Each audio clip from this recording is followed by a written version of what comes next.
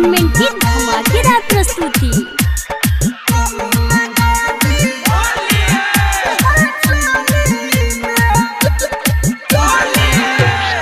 होली में छूछे ना रहे के हो, दूसरा से बाती ना कहे के हो। होली में छूछे ना रहे के हो, दूसरा से बाती ना कहे के हो। ये हबेरी डाला भाई के जा, आदत रही तब सहे के हो। ए हबेरी डाला भाई के जा, आदत रही तब सहे के हो।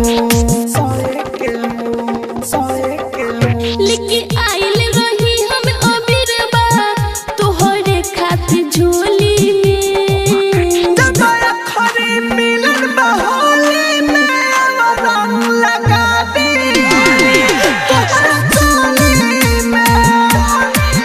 जब खरी मिलन बहोली में रंग लगा दी तोहरा चोली में। आप सुन रहे हैं एजी एंटरटेनमेंट की धमाकेदार प्रस्तुति। डीजे कंचन राज, हाजीपुर वैशाली।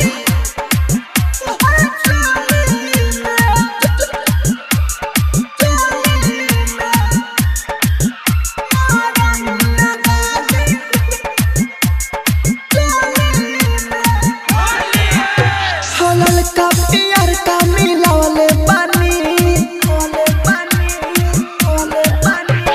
नान्हे से हम ही खियावले पानी।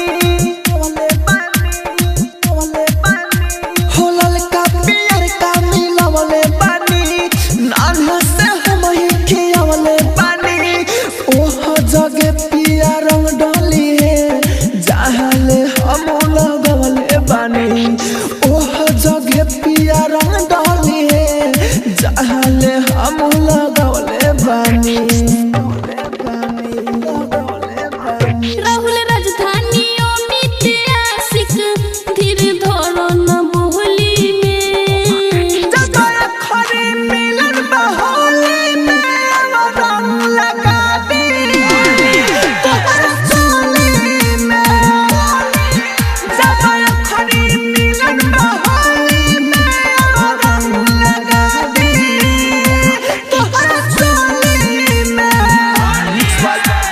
रिकॉर्डिंग स्टूडियो रोशनपुर सपहा।